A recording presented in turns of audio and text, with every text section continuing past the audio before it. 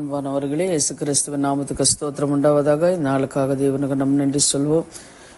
இந்த உலகத்தில் நம்ம வாழும்போது ஒவ்வொருத்தருக்கும் ஒரு கஷ்டம், ஒரு வேதனை இருக்கும், கண்ணீர் இருக்கும், விரோதிகள் இருப்பாங்க, குடும்பத்தில் பிரச்சனை போராட்டங்கள் எல்லாம் இருக்கும். ஆனாலும் நமக்கு ஒரு பலன் வேணும், ஒரு தைரியம் வேணும், ஒரு சமாதானம். இந்த உலகத்தில் நம்ம சமாதானமாக இருக்கணும் அப்படின்னு சொன்னால் நமக்கு ஏதாவது ஒரு சப்போர்ட் இருக்கணும். யாராவது நம்ம கூட ஒரு துணை இருந்தால் ஒரு தைரியம் வரும். நீங்கள் பார்க்கும்போது இப்போது ஒரு தைரியம் நம்மளுக்கு வேணும்னா ஒரு போலீஸ் ஸ்டேஷனுக்கு போனால் ஒரு அதிகாரி நம்மளுக்கு சப்போர்ட்டாக இருக்கணும். இல்லை ஒரு கோர்ட்டுக்கு போனால் ஒரு லாயர் நம்மளுக்கு ஒரு சப்போர்ட்டாக இருக்கணும். இந்த உலகத்தில் நம்ம வாழணும்னு ஒரு எம்எல்ஏ, எம்பிகளும், மினிஸ்டர்களும் நம்ம சப்போர்ட்டாக இருக்கணும். அப்படி இருக்கும்போது ஒரு தைரியம், நான் என்ன செஞ்சாலும் தப்பிச்சிடுவேன், எனக்கு கேட்கறதுக்கு ஆள் இல்லை அப்படின்னு சொல்லிட்டு என்ன பண்ணுறாங்கன்னா இருக்கிறாங்க இல்லைங்களா, இந்த உலக பிரகாரமான காரியங்கள்.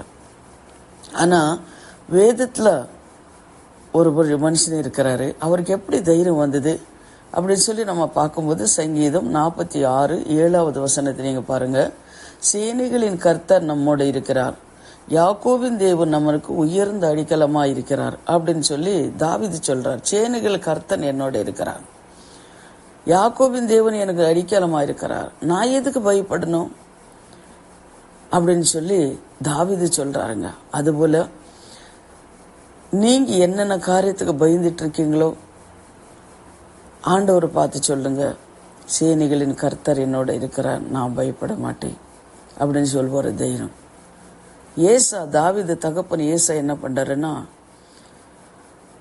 உங்க பெலிஸ்தர்கள் இஸ்ரவேல் ஜனங்கள் மேல யுத்தத்துக்கு வரும்போது ஆகாரத்துக்கு கொடுத்து அனுப்புறாரு. உங்க அண்ணன்மாருங்களும் யுத்தத்துக்கு போயிருக்கிறாங்க, இந்த ஆகாரத்தை எடுத்துட்டு போய் நீங்க கொடுத்துட்டு வா அப்படின்னு சொல்லி அனுப்பும்போது தாவீது அங்கே போகும்போது கோலியாத் அங்கே செய்யற ஒவ்வொரு காரியங்களும் பார்க்கும்போது இவருக்கு கோபம் வருது, ஒரு எரிச்சல் வருது, கோபம் வருது.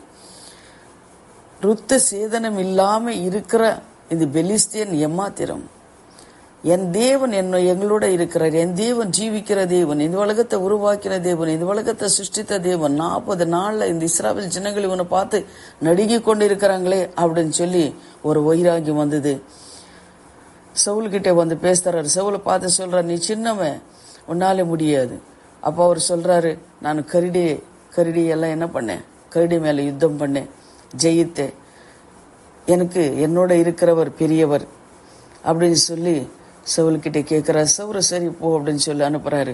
வரும்போது எல்லாம் நடுங்கி கொண்டு இருக்கிறாங்க. அவங்க அண்ணாவும் சொல்றாங்க, நீ எதுக்கப்பா போற, சின்னவன், நீ ஆடு மேசத்துக்கு வந்திருக்கிறேன், நாங்க 40 நாள் அவங்க மேல போராடி கொண்டு இருக்கிறோம், அவனுக்கு அவ்வளவு பலன் இருக்குது பெலிஸ்தனுக்கு, நீ என்ன பண்ணது, நீ சின்னவனா இருக்கிற, நீ போ அப்படின்னு சொல்லும் போது, ஆனா அவரு சொல்றாரு, இல்ல நான் எதுக்கு போகணும், என்னோட இருக்கிறவரு பெரியவர், நான் எதுக்கு போகணும் அப்படின்னு சொல்லிட்டு அவர் என்ன பண்றாருன்னா யுத்தத்துக்கு போறாரு. போகும்போது அவர் என்ன பண்ற, ஆண்டவர் அவரோட இருந்ததுனால அந்த கல் ஒரே ஒரு கல் எடுத்து போட்டு கோலியான முறியெடுத்தாருங்க. அதுபோல சகோதரங்களே, உங்களுக்கு விரோதமா என்ன காரியம் இருந்தாலும் சரி, அது எப்படிப்பட்ட சமஸ்யைகள் இருந்தாலும் சரி, என்ன காரியங்கள் இருந்தாலும் சரி, நீங்க சொல்ல வேண்டியது ஒரே ஒரு காரியம், கர்த்தர் என்னோட இருக்கிறார், இந்த வானத்தையும் பூமியும் படித்த கர்த்தர் என்னோட இருக்கிறார், நான் எந்த ஒரு காரியத்துக்கும் நான் பயப்பட மாட்டேன். நீ தப்பு செஞ்சதா பயப்படும், தப்பு செய்யாம இருக்கும்போது கர்த்தர் உன்னோட இருக்கும்போது நீ பயப்பட தேவை கிடையாது. வருவாங்க எப்படின்னு கர்ஜிக்கிற சிங்கத்தை போல, இவ யாரும் முழுகலாமோன்னு சொல்லி வருவா பிசாசு யாரும் மூலமாவது. ஆனாலும் நீ ஒன்னே சொல்லு, இயேசுவின் நாமத்துல பொல்லாத ஆவியை போ அப்படின்னு சொல்லி நீ என்ன பண்ண ஜெபிக்கணும், யுத்தத்துக்கு நிக்கணும். அப்படி நில்லும்போது அது எப்படிப்பட்ட காரியமா இருந்தாலும் சரி, ஒரு கடன் பிரச்சனையா, ஒரு வியாதியா, ஒரு விரோதிகள் உங்களை மேல வந்திருக்காங்களா, என்ன இருந்தாலும் சரி தைரியமா இருங்க. சமாதானத்தை தேவன் உங்களுக்கு கொடுக்கிறவராக இருக்கிறார். அதே நீங்க பார்க்கும்போது சங்கீதம் 46:11 கூட நீங்க வாசிச்சு பாருங்க. சேனைகளின் கர்த்தர் நம்மோடு இருக்கிறார், யாக்கோபின் தேவன் நமக்கு உயர்ந்த அடிக்கலமாய் இருக்கிறார் அப்படின்னு சொல்லி என்ன பண்றாரு, 2 வாட்டி அங்கே என்ன பண்றாரு தாவீது சொல்றாரு பாருங்க. அதுபோல அன்பானவர்களே, நீங்க எந்த ஒரு காரியத்துக்கோ பயப்படாம நீங்க இருங்க. இந்த காலை வேளையில அவர் பாதத்துல சொல்லி ஜெபம் பண்ணுங்க. கர்த்தர் உங்களோட இருக்கிறார். இன்னொன்னு சங்கீதம் 9:9 பாருங்க. சிறுமப்பட்டவனுக்கும் கர்த்தர் அடிக்கலமானவர், நெருக்கப்படுகின்ற காலத்திலே அவர் தஞ்சமாயிருக்கிறார். சிறுமப்பட்டவனுக்கு கர்த்தர் என்ன பண்ண அடிக்கலமாயிருக்கிறார். உங்க மேல எத்தனை பேர் வந்தாலும் கர்த்தர் உங்களுக்கு அடிக்கலமாயிருக்கிற தேவனாயிருக்கிறார்.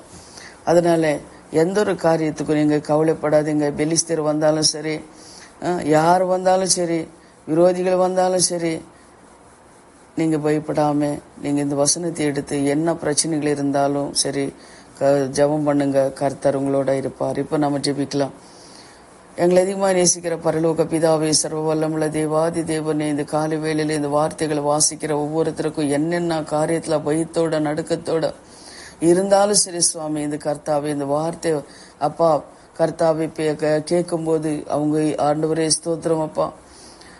தாவீது சொன்னது போல சேனைகளின் கர்த்தர் நம்மோட இருக்கிறார், யாக்கோபின் தேவன் நமக்கு உயர்ந்த அடிக்கலமா இருக்கிறார் என்று சொன்ன வசனத்துபடி தாவீதுக்கு நீர் எப்படி கர்த்தாவே ஆண்டவரே தைரியத்தை கொடுத்தீரோ, ஜெயத்தை கொடுத்தீரோ கர்த்தாவே, அது போல சுவாமி கேட்கிற ஒவ்வொரு பிள்ளைங்களும் கர்த்தாவே அப்பா ரட்சிங்க, பாதுகாத்து கொள்ளுங்க, ஆசீர்வதிங்க. அவங்க குடும்பங்களுக்கு விரோதமா, அவங்க பிள்ளைங்களுக்கு விரோதமா, அவங்க சரீரத்துக்கு விரோதமா எப்படிப்பட்ட கர்த்தாவே ஸ்தோத்திரம் காரியங்கள் இருந்தாலும் சரி, அதெல்லாம் நீங்க கர்த்தாவே ஸ்தோத்திரம் இயேசுவின் நாமத்தை நீங்கட்டும் அப்பா. ஒவ்வொருத்தரும் ஆசீர்வதிங்க இயேசுவின் நாமத்தினாலே பிதாவே, ஆமேன். God bless you. கர்த்தர் உங்களோட இருக்கனால கவலைப்படாதிருங்க. தேவன் ஆசீர்வதிப்பார். ஆமேன், ஆமேன்.